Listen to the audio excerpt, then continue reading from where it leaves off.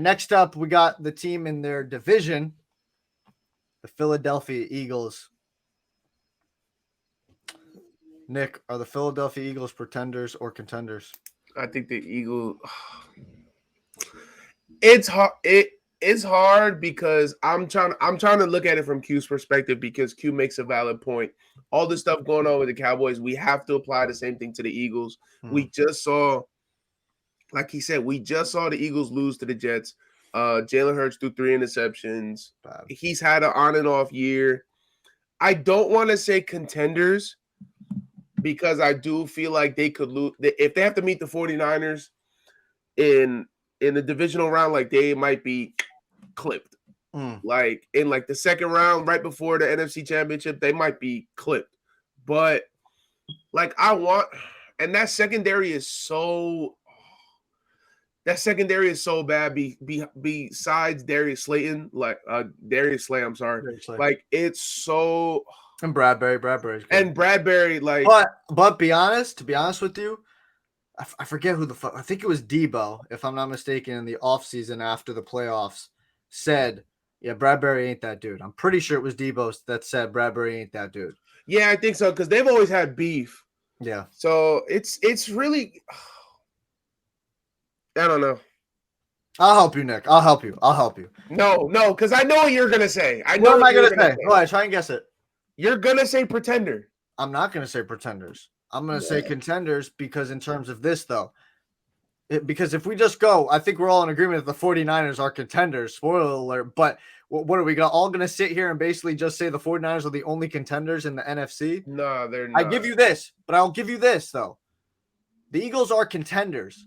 But if the Eagles match up with the 49ers are going to win. I'm picking the Niners to win. Absolutely. But they're still in that conversation of contenders. I believe it goes Niners, Eagles, Cowboys are like right there. Like it's literally razor thin. I think the Cowboys can get a win over the Eagles. I think the Eagles can get a win over the Cowboys. And then I think the Lions are just right under the Cowboys and Eagles. But the Niners have a little clear gap over all the other teams. That's how I really feel how the NFC is playing out. So Q, what do you think? We haven't seen the Eagles play their best football yet. That's fair. You're 6-1. We already seen the peak of the 49ers. We seen the peak of the Cowboys, and we thought they were contenders. And they weren't, they're 5-2, 4-2 respectively. The Eagles haven't played a great stretch of football yet, and they're 6-1. Based off that property, if you believe that this is just a little slump and they're going to, pick it up, towards the end of the season when you should go into the playoffs hot, you got to say the contenders. Because if the season ended today and we go right into the playoffs, the Eagles will have the number 1 seed. They'll have the bye. They'll get the extra rest and everything.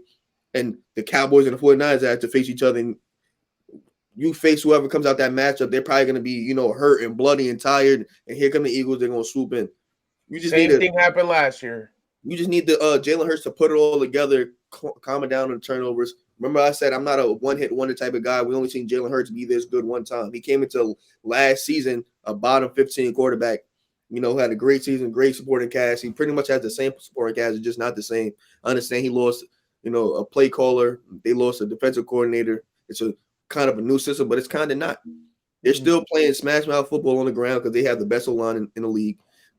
That compared, going up against the 49ers defense who haven't really played, top tier, to their standard. Their best defensive game was against the Cowboys. Other than that, they've been, pretty much had. Nick Bosa hasn't played well all year. He got like 2 sacks. Maybe that's because, they're not, they chipping him or whatnot. Javon Hargrave taking away, stats and whatnot. They're still just not playing, all together. Their secondary can be had also. Chardavius Ward is locked down, but everything outside of that doesn't really, move me. So AJ Brown can go. You're not Hufanga? Hufanga cool, but it's only so much a safety can do. That's true. It's only so because you got. He's in his. Yeah, he's also in his second year of coming out. He hasn't reached his prime yet. Exactly.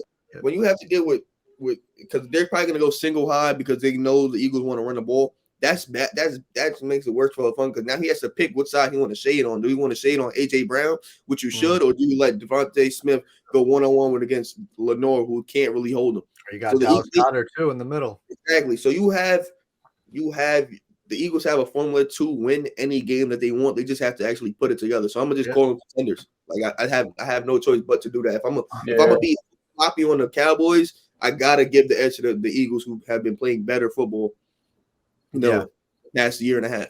100%. And listen, that offensive line, like you hit on, two future Hall of Famers in Kelsey and Lane Johnson.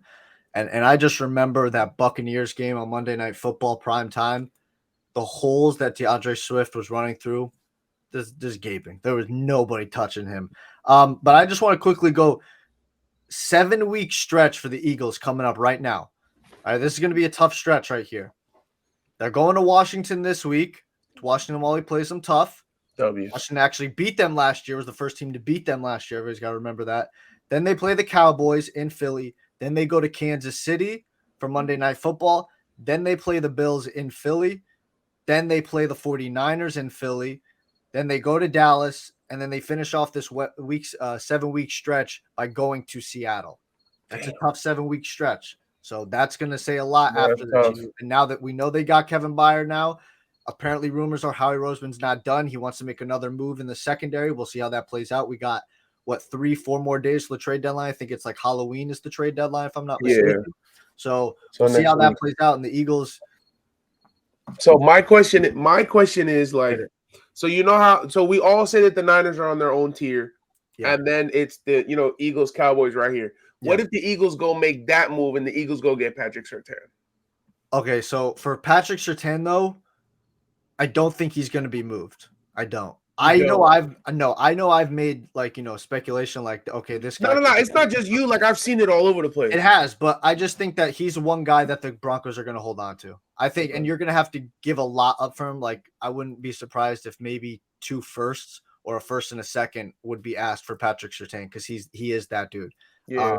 Like at his peak, he could be the best corner in football. So you'd have to give me, what move are they going to make? Like if you guys can give me a move that they can make, that's actually there's not no real move outside of, fixing the secondary, but they already went out and got Kevin Byard.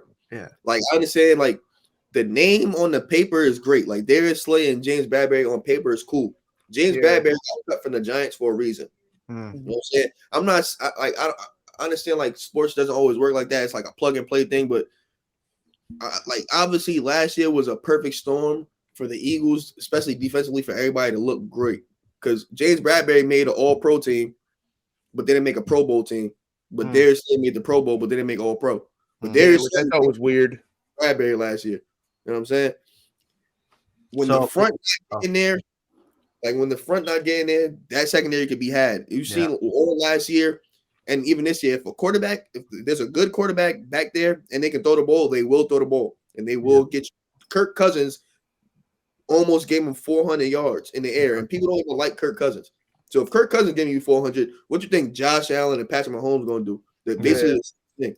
Like, if he wasn't stopping them with the one-trick pony, what you going to do when you got to see Kelsey and whoever Kansas City decides to bring in? Or who you going to stop when you see, CeeDee Lamb, and if they bring somebody else in, or, just name it. Any team that got a good quarterback and got or two, they can do whatever they want to the Eagles, secondary. Sam Howell almost won the game of a drive going straight to Jahan Dotson only. Like, that was nuts.